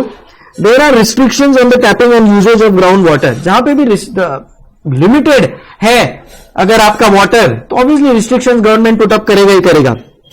Production process requires water, an amount of water that company can draw is limited to 19,000 kilolitres, not kilowatt, kilolitres. तो रिस्ट्रिक्शन डाल दिया 19,000 किलोलीटर का। पहले ही paragraph में उन्होंने आपको ये बता दिया, ध्यान रखना। Purchase of water is not an option as availability is highly erratic and exorbitant on cost. तो अभी जितना गवर्नमेंट आपको सप्लाई कर रहा है उतना आप ले लो। Company manufactures 2 types of chemicals, A and B, and are sold in kilograms. Company is in the process of making the business plan for 2021. अब देखो आगे की बातें कर रहे हैं। कैपेसिटी वॉल्यूम A का दिया है, B का दिया है, सेलिंग प्राइस दिया है, वेरिएबल कॉस्ट दिया है, वाटर दिया है उन्होंने, लीटर पर केजी कितना कंज्यूम होता है। Under relevant income tax loss पे चलेगा। अभी बोलो, companies with a turnover of 150 crore और लेस आर टैक्स एट 25%, उससे ज्यादा हुआ तो 30%। सो अब अपन क्या ट्राई करेंगे, कैसे भी करके 250 करोड़ से लेस का टर्नओवर दिखाएं। With capacity constants company calculated that it would be beneficial for company to stick to 250 crore as only a marginal increase in turnover is possible over 250 crore. तो देखो, या तो भाई 400-500 करोड़ अपना टर्नओवर होने वाला है, देन इन दैट केस ठीक है, we will go ahead with more turnover, tax भी ज्यादा भरना पड़ेगा, अपन पे कर देंगे। बट यहां पे क्या हो रहा है, अगर आपने 251 करोड़ का टर्नओवर दिखाया तो आपको टैक्स 30% के हिसाब से भरना पड़ेगा। मतलब आपका टर्नओवर बढ़ेगा 1 करोड़ से, आपका टैक्स बढ़ेगा अप्रोक्सीमेटली 75 करोड़ से। जी हां, 250 करोड़ तक 25%, 251 करोड़ गया तो 251 करोड़ के ऊपर 30%, विच विल इंक्रीज 5% से आपका 250 इंटू 5% आप कर लो। So it is 12.5 crore, sorry 12.5 crore का आपका एक्स्ट्रा टैक्स आ जाएगा। उसके सामने इनकम कितना कमाया, मार्जिनल 1 करोड़ का एक्स्ट्रा, तो 1 करोड़ का इनकम, 12.5 करोड़ का एक्स्ट्रा टैक्स, तो इट इज नॉट सेंसिबल। सो अगर मार्जिनल इंक्रीज है तो कैसे भी करके ट्राई करो 250 करोड़ तक रिस्ट्रिक्ट करें। हाँ, अगर 400-500 करोड़ होने वाला है तो फोकस ऑन द बिजनेस, धूम मचा के टर्नओवर करो एंड यूज दैट। तो वहां पे कॉस्ट बेनिफिट एनालिसिस कर सकते हो। करने को नहीं बोला है, उन्होंने बोल दिया है कि अपना मार्जिनली 250 करोड़ के ऊपर जाएगा टर्नओवर, बट उसको रिस्ट्रिक्ट करके 250 करोड़ पे अपन रोक देंगे, सो दैट अपने को खाली 25% का लोअर इनकम टैक्स रेट का बेनिफिट ले सके अपन। CFO asked the management consultant to work out the volumes in kgs of product A and B which would give an optimal maximum contribution given the constraints on capacity, water usage and turnover to avail the concessional benefit. She proposes a mix consultant work out the following product mix using LPP and all of that. She also proposes another mix which does not meet the constraint on water usage, but where the company could end up drawing excess water permitted by 113 kiloliters and increase in 30 lakhs contribution. So 113 crores का contribution बढ़े, 30 lakhs का contribution बढ़ेगा, but आपको cheating करना पड़ेगा. आपको government ने allow किया 19,000, बट 113 एक्स्ट्रा किलोलीटर्स यहां पे वो बता रहा है.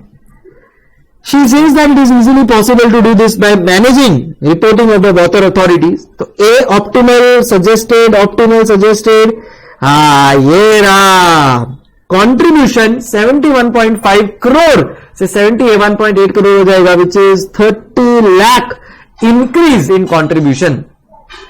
सेल्स इन लाइन यहां पे 8 लाख है, 7,85,000 सजेस्टेड चलेगा, 9,30,000 भी चलेगा क्योंकि 9,30,000 is with in the constraint. The only thing which is not with in the constraint, उसको अपन रेड से हाईलाइट करेंगे, इज वाटर यूजेज. तो इतनी कहानी बताई, बट एंड में खाली वो जो लास्ट लाइन जो पिंक में हाईलाइट किया है ना, गेम उसी का है. सोचो खाली उसके बेसिस पे आपको. अब next line, the CFO is not satisfied with the calculations, he wants you to come up with a proper discussion. And अब आप जब डिस्कशन देखोगे ना आईसीए का, आपको लगेगा कि यार इसमें तो कितना कुछ है करने को, बट उन्होंने तो खाली ये 19,000 एंड 19,113 के ऊपर अपना पूरा डिस्कशन किया एंड कहानी को रफा दफा कर दिया. ठीक है, लॉन्ग लिव द आईसीए. जैसा उन्होंने बोला है वैसा अपन करेंगे, जैसा राजा चाहेगा वैसा प्रजा करेगी, और क्या कर सकते हैं. So quickly on that note, फटाफट एक बार आप क्वेश्चन को रीड कर लो. मैं आपको एक एक्सप्लेनेशन दे चुका हूं. Tamil Nadu water scarce place, so water का वो लोग रिस्ट्रिक्शन डाला है 19,000 का. सेलिंग प्राइस, वेरिएबल कॉस्ट वो सब दिया है इसके लिए कि भाई 250 करोड़ तक अपना टर्नओवर रिस्ट्रिक्ट कर दो ताकि 25% का ही टैक्स पे करना पड़े. खाली एक बाकी सब कॉन्स्टेंट को अपन लोग फॉलो कर रहे हैं.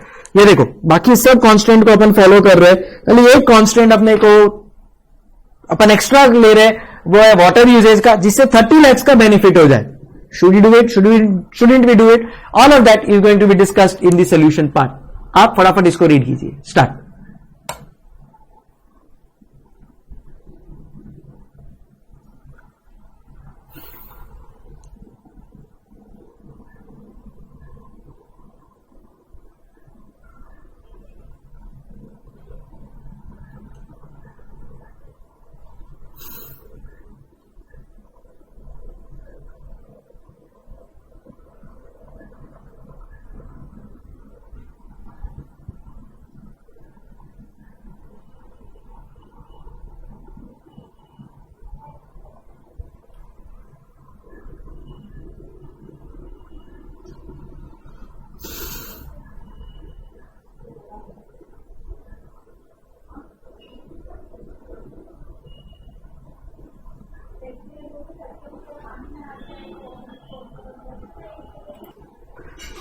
चलो भाई सोल्यूशन के ऊपर आते हैं. सो अब देखो यहां पे अपने को बताना है भाई कि सही हो रहा है या गलत.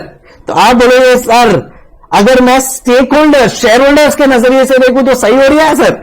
30 लाख रुपीस का उनका प्रॉफिट बढ़ जाएगा, they will get more dividend, they will get better you can say assets के ऊपर कंट्रोल.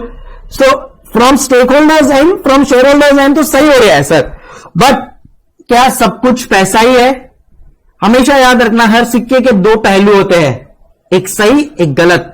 आप बोलोगे कि सर शेयर होल्डर के नजरिए तो सब सही है सर, 30 लाख रुपीस का उसका प्रॉफिट बढ़ जाएगा उनका, they are very happy. But what about the other part and that is resources conservation. Government ने अगर बोला है कि 19,000 लीटर ही आप यूज कर सकते हो तो देयर इज अ रीजन. आप अगर 113 किलोलीटर एक्स्ट्रा लोगे देन इन दैट केस बाकी सब लोगों को शॉर्टेज पड़ जाएगा and overall it can hamper the environment. Plus अगर किसी ने जाके कंप्लेन किया तो एबीसी लिमिटेड कोई एफी वैफी नहीं है, it is a listed company यार, it is a listed company. अगर लिस्टेड कंपनी के बारे में किसी का ऐसा रेपुटेशनल इशू होता है, people will start removing the money from there. जैसा यस बैंक के साथ हुआ था, बता दूं मैं आपको, यस बैंक, सत्यम, ये सब रेप्यूटेशनल डैमेज की वजह से पूरा इनका शेयर मार्केट डाउन हो गया था। तब क्या करोगे? क्योंकि गवर्नमेंट तो बोलोगे हमारे रूल्स के हिसाब से इन्होंने काम नहीं किया है, आपका रेप्यूटेशन खराब हो जाएगा, government will start giving you penalty. ये जो 30 लाख कमा रहे हो ना, उससे ज्यादा तो गवर्नमेंट आपको पेनल्टी चार्ज कर देगा। सो ऑल इन ऑल घूम फिर के क्या फायदा हुआ?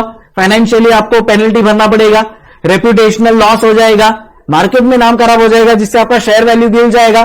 सो शॉर्ट टर्म टेम्पररीली आप बोलोगे कि 30 लाख कमाया, अच्छा है, बट लॉन्ग टर्म अगर आप सोचोगे, all this is not good. Long term में ethics and these considerations will only win. And ये अब अपने को समझाना है, अपने सीएफओ को, अपने बाकी सब शेयर होल्डर्स को, so that everybody is on the same page. समझ गया आंसर? आओ फटाफट इसका सोल्यूशन आईसीएआई के नजरिए से एक बार देख लेते अपन। आइए आइए, सी क्वेश्चन नंबर 5 का solution. Primary goal of investor own firms is shareholder wealth maximisation, माना, which translates to stock price maximization. Management consultant is looking for a positive impact on profitability 30 lakh. तो competitive environment में यार ये सब चलेगा, but अब इसका flip side देखो, the other side of the coin.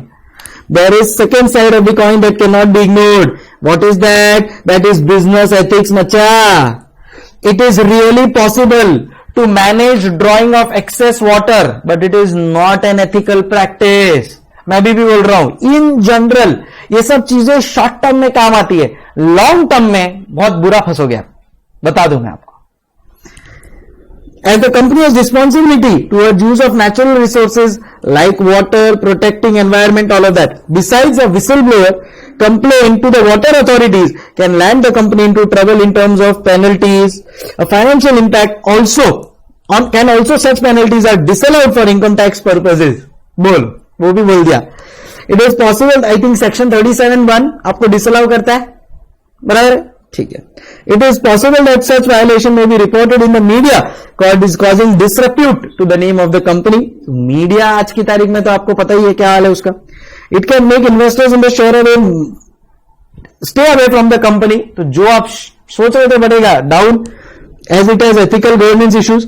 Company will face challenging in obtaining other government approvals. Next time तुम गवर्नमेंट के पास जाओगे ना, उनके दिमाग में यही रहेगा, ये देखो इसने गलत किया था। सबके दिमाग में ये रहेगा, ये देखो इसने गलत किया था। समझ रहे हो? And when it will plan expansion, as this violation may have to be reported on the application seeking approvals. Maybe ABC would be able to earn profit due to this plan in the short run, but it will tarnish the image of ABC, which would hurt profitability in the long run. Therefore, before taking any decision on this plan, ABC should analyze both qualitative and quantitative factors. Hey, Sanjiguru. Chalo, with this we complete question number 5. Easy and straightforward. I hope we are clear. Done and dusted. आप read कर लीजिए। Yes yes.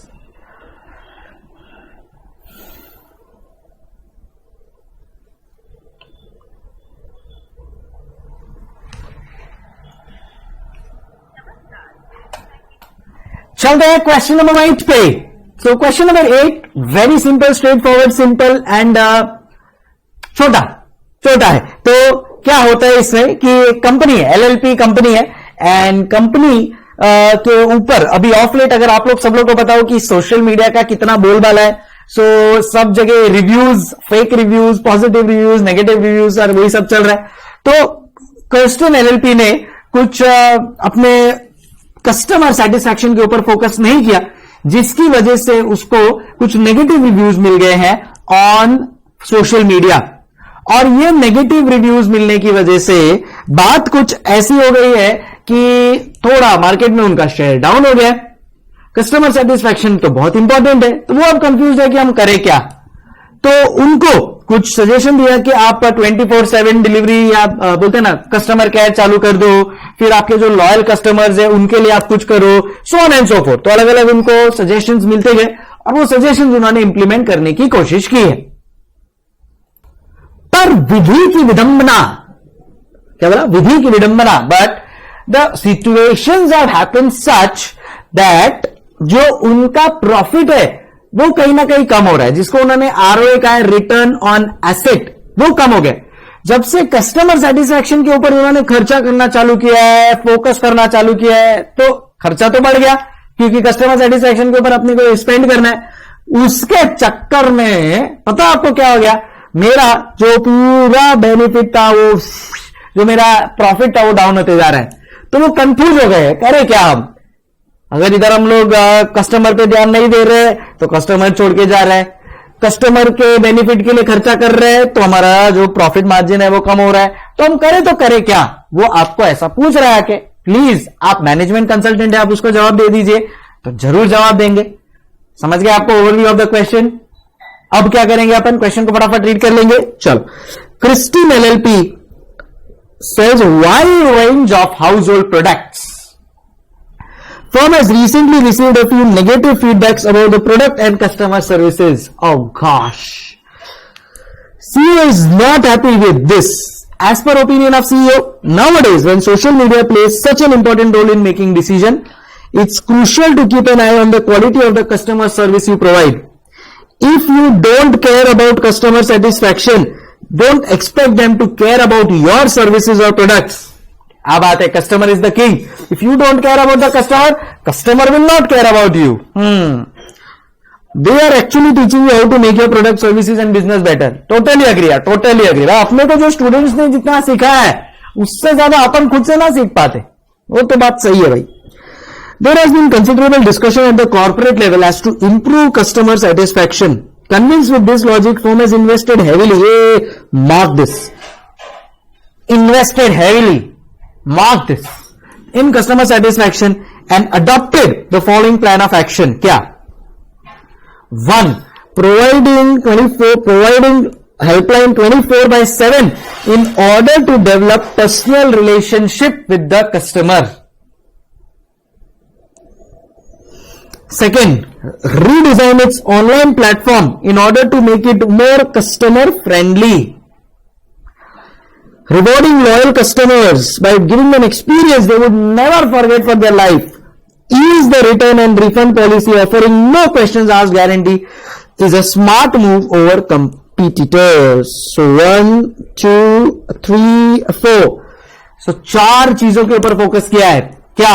Providing helpline 24/7, customer friendly online platform दे दो, loyal customer को कुछ benefit दो, is return and refund policy जैसा Amazon करता है। So all of this is good, but ये सब करने के लिए सर खर्चा लगेगा, और खर्चे की वजह से हो क्या रहा है, देखो इधर जैसे जैसे ये देखो सेटिस्फेक्शन इंडेक्स है ना, जैसे जैसे मेरा सेटिस्फेक्शन इंडेक्स बढ़ रहा है वैसे वैसे मेरा return on assets is decreasing, is basically decreasing. तो अब वो कंफ्यूज हो गया यार, क्या करूं? Does the seeming lack of improvement in financial performance with customer satisfaction, customer should stop investing in a superior customer experience? आपको क्या लगता है, बोलिए। तो ऑब्वियसली किसी का भी आंसर होगा नहीं सर, कस्टमर एक्सपीरियंस तो ब्रिलियंट ही होना चाहिए, उसके लिए आपको टाइम डालना पड़ रहा है, एफर्ट डालना पड़ रहा है, पैसा खर्चा हो रहा है, चलेगा। आरओए आपका टेम्पररीली कम हो रहा है, चलेगा सर, बट कस्टमर एक्सपीरियंस से अपन पीछे नहीं हट सकते। हाँ, कस्टमर एक्सपीरियंस के ऊपर जो आपने अगर कुछ ओवर इन्वेस्टमेंट कर दिया है तो उसका थोड़ा कॉस्ट बेनिफिट एनालिसिस कर लो, बट सर कस्टमर एक्सपीरियंस तो अच्छा होना ही चाहिए, और उसके ऊपर अगर कंपनी इन्वेस्ट कर रही है तो सर मेरे हिसाब से गलत नहीं है, सही हो रहा है sir. So this is what advice we will do. And यहां पे देखते हैं आईसीआई का क्या सोचना है। In this case, there are two considerable set of questions. One side is customer satisfaction, obviously. Another is profitability.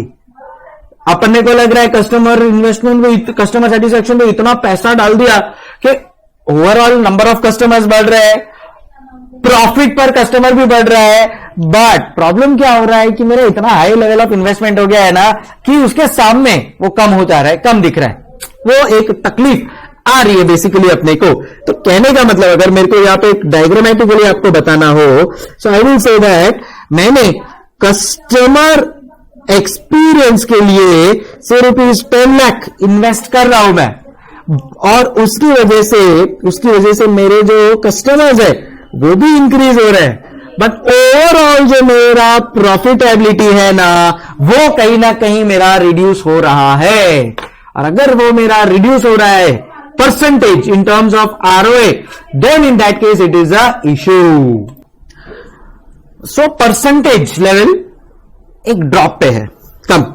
Bye adopting the proposed plans, firm managed to get higher customer satisfaction scorecard, and it is expected that higher customer satisfaction firm's financial result will improve, that is increase ROA.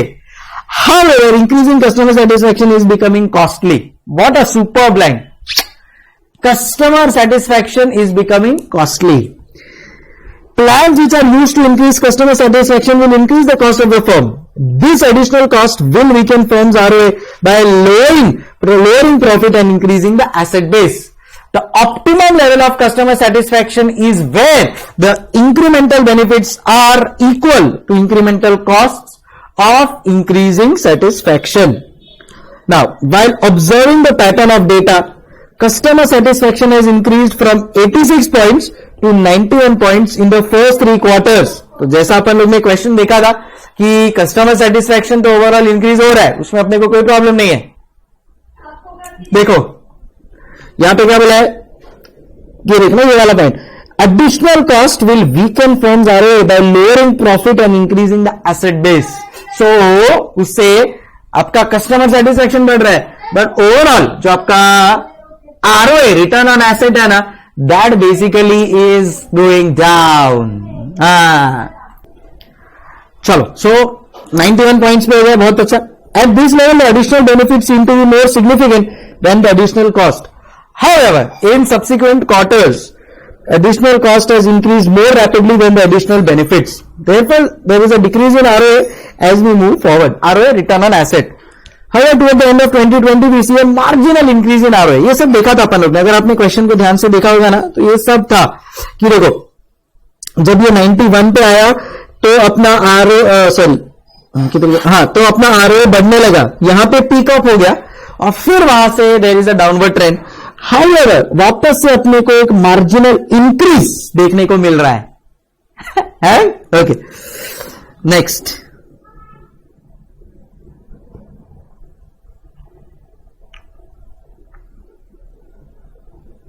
Continue. This is due to lead lag relation between satisfaction and ROA। Lead lag relation मतलब कई बार आपका थोड़ा satisfaction के लिए आपको extra खर्चा करना पड़ता है, so that a little, even if profit is compromised, it's okay. Increased satisfaction might take some more time, some more quarters to result in higher ROA. Patience, बेटा patience. And the relation may not be linear. अपने को क्या लगता है, आज मेहनत किया कल उसका रिजल्ट मिल जाए, ऐसा नहीं होता ना लाइफ में। मेहनत तो आप लास्ट 6 साल से कर रहे हो सीए बनने के लिए, 5 साल का मेहनत करते हो, फिर जब सीए फाइनल का रिजल्ट आता है तब वहां से आपको बेनिफिट मिलना चालू होता है। अपने को क्या लगा है, फाउंडेशन पास हो, चल आज का आज ही मुझे 5 लाख का पैकेज दे दे, नहीं। There is never a linear relationship between some effort and the benefit you are going to get. You have to keep patience, everybody, you me everyone. So मैं जब सीए कर रहा था तो 5 साल मेहनत किया, फिर जाके सीए बन के जेपी मॉर्गन में एक अच्छा खासा पैकेज का जॉब मिला।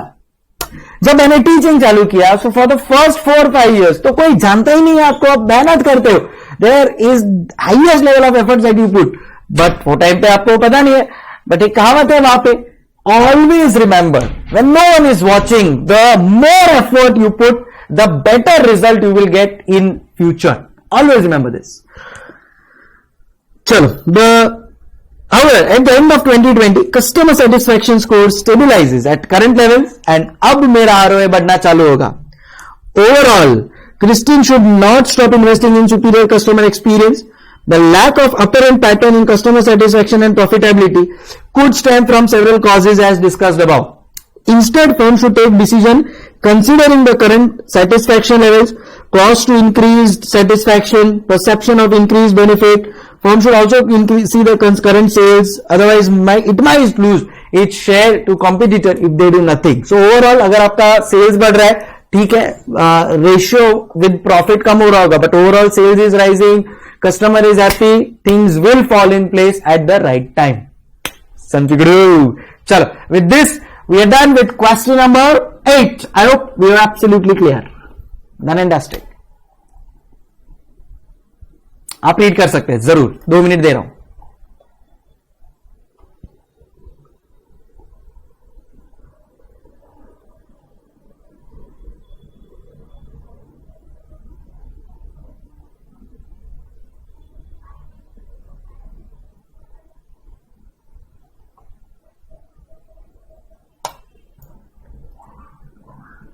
Okay, then let's move on to the next question. Older Help India. So, एकदम सरल सा सवाल, बट किया होगा तो इसको सॉल्व कर पाओगे. है एकदम सिंपल. ऐसा लगा तुम लोग कोई सीए फाउंडेशन का क्वेश्चन पूछ लिया हो, बट आना चाहिए तो अपन इसको फटाफट सॉल्व कर लेंगे तो आ जाएगा. एग्जाम में ऐसा क्वेश्चन आ गया तो अपनी तो लॉटरी लग जाएगी भाई. चलो. Older Help India is a leading charity working with and for the disadvantaged elderly for over 5 decades. 50 साल से काम कर रहे हैं. Older Help advocates for their needs for universal pension, quality healthcare, action against elder abuse and many more. So they are into basically this kind of activities जहां पे वो help करते हैं. Older Help collects donations and funds and utilizes them for the welfare of elders. The governing body of Older Help has set up 4 performance objectives. क्या है ये 4 performance objective? 1. To achieve a level of donation 30 lakh. To keep advertisement not more than 3%. Objective number 3, Your Honor.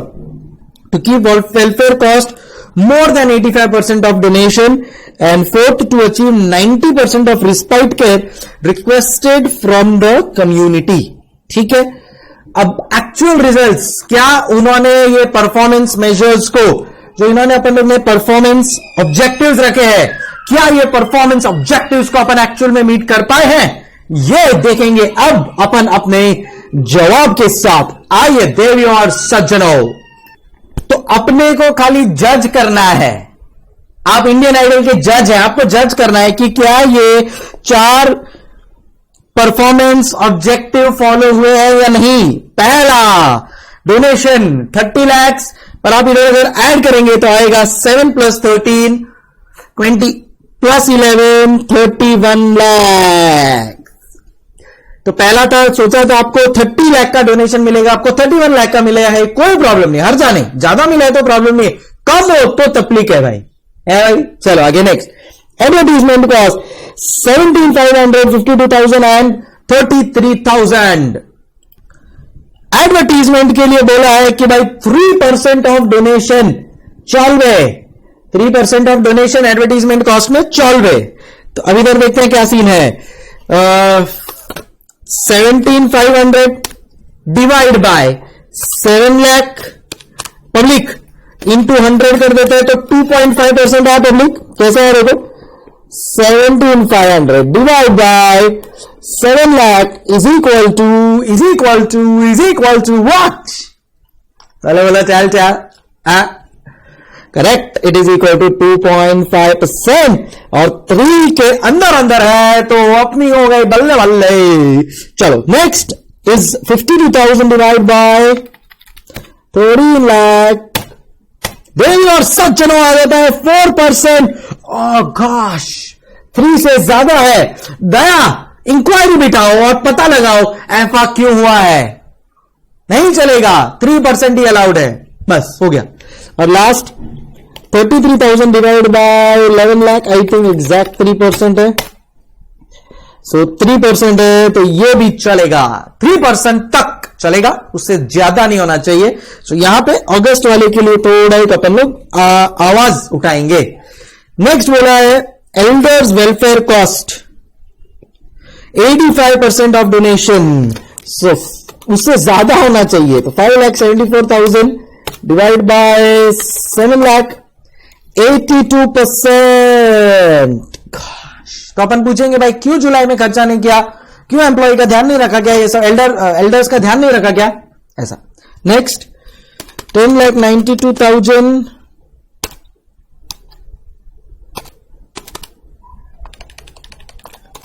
Divide by 13 lakh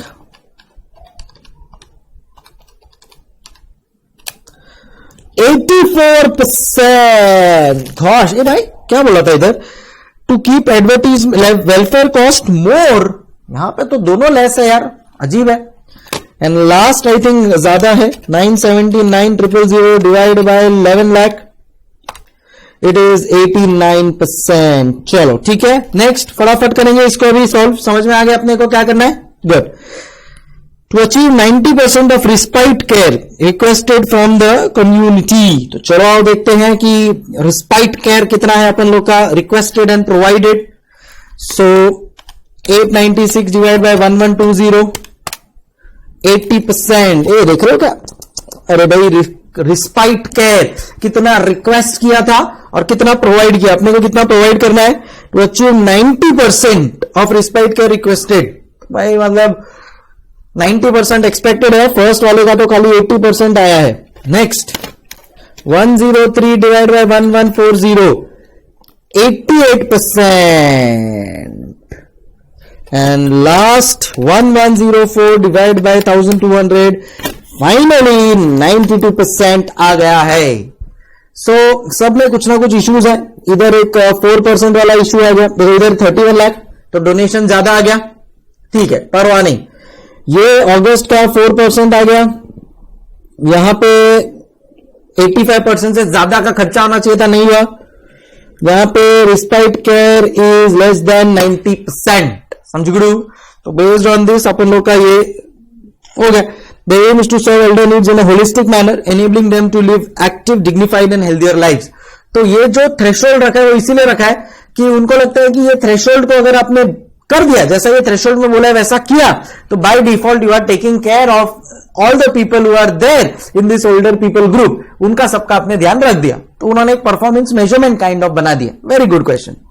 Prepare a statement to assess the manager in evaluation performance. Again, objectives and comment on the performance. So I think अपन लोग ने analysis तो कर लिया है, सिर्फ एक बार देख लेते हैं भाई इंस्टीट्यूट का क्या मानना है। कम कम कम कम कम, यस हियर इट इज। तो देखो एडवर्टीजमेंट कॉस्ट में ये करेक्ट है, ये करेक्ट है, इसका इश्यू था, ये डाउन है, ये डाउन है, ये करेक्ट है। रिस्पाइट केयर में भी खाली ये एक वाला था विच रीच देयर, बाकी सबका भी ऑलमोस्ट देयर। तो अपने को इंप्रूव करना है जहां जहां पे भी वो अपन उनको बता देंगे। See total donation receive 31 lakh, exceeded the target, अच्छी बात। Though there is no fixed trend for receiving fund, well it is noticeable that there were special fundraising activities in August which generated highest receipt. इसी की वजह से मेरा अगस्त का advertisement cost भी ज्यादा है। Advertisement cost have been with in the target in July and September but exceeded in August. For the month of July and August, welfare costs are less than the target, while for the month of September, they have exceeded the target. The improvement in respite care provided by elder has been steady, and for the month of September, target has been exceeded. So, हो गया, बड़ा ही simple सा सरल सा सम था and complete, right. And इसी के साथ अब अपन चल रहे हैं लास्ट क्वेश्चन के ऊपर। You have that right, last question of RTP, question number 10। आइए कॉम्पिटिटिव एडवांटेज के ऊपर एक बहुत ही सिंपल सा question. Come the following are the income statement of two firms WD and WG। Revenue, variable cost, contribution margin, fixed cost, profit दिया है। Identify the strategy cost leadership versus differentiation followed by the two firms, justify a classification. तो आपके हिसाब से कौन सी company ने cost leadership use किया और कौन सी कंपनी ने डिफरेंशिएशन किया? आप सोच के बताओ मुझे, चलो बोलो कौन सी कंपनी कॉस्ट लीडरशिप पे है और कौन सी कंपनी का है कॉस्ट डिफरेंशिएशन मेथड। बस वो अपने को ये नंबर्स देख के बताना है, एज सिंपल एज दिस। तो अब यार उन्होंने नंबर्स दिया है, तो अपन तो नंबर्स के साथ ही खेलेंगे। कंट्रीब्यूशन मार्जिन देखो, इसका कितना 11 lakh divide by 20 lakh, contribution margin 55% है। WD का कितना है? 55% है। एंड WG का कितना है? 40% है। 16 lakh divide by 40 lakh, sorry देख लो एक बार, करेक्ट, इट इज 40%, ठीक है। Fixed cost 7 lakh 12 lakh and profit before taxes almost दोनों का सेम है। So we will say that यार यहां पे देखो WD ज्यादा मार्जिन अर्न कर रही है, ज्यादा प्राइस चार्ज कर रही है, whereas WG लिमिटेड मार्जिन है उसका। So I will therefore say that WD is following differentiation strategy, whereas WG is carrying cost leadership, is carrying cost leadership।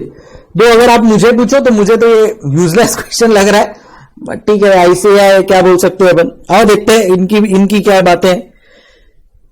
Higher contribution margin ratio exhibited from WD indicates that it is a differentiation strategy, while WG appears to be more focused on cost leadership. तो आपको कुछ logical लगा नहीं ना? ठीक है, ICI accept. This is also substantiated by higher fixed cost, that is R&D, innovation, etc. for each sale in firm WD. Innovation allows a firm to command premium prices and earn more contribution sales. तालिया. और फिर उन्होंने यहां पे ratio दिया हुआ है. सो यहां पे अपना डिफरेंशिएशन जिस कंपनी है उसका फिक्स्ड कॉस्ट ज्यादा है, तो इनका मानना है कि ये कंपनी मतलब इनोवेशन और R&D पे ज्यादा खर्चा कर रही है, तो ये डिफरेंशिएशन वाली है और ये कॉस्ट लीडरशिप वाली है. ठीक है भाई, तुम्हारे नारे प्यारे. चलो guys, okay, speaking of, and with this we complete the session on RTP. I hope आप लोगों को सब क्लियर हो गया होगा, और काफी सारे नए बेनिफिशियल सेशन के साथ मैं बहुत जल्द लौटूंगा. Signing off, CA Sankalp Kanste. हasta la vista, take care, keep smiling, bye.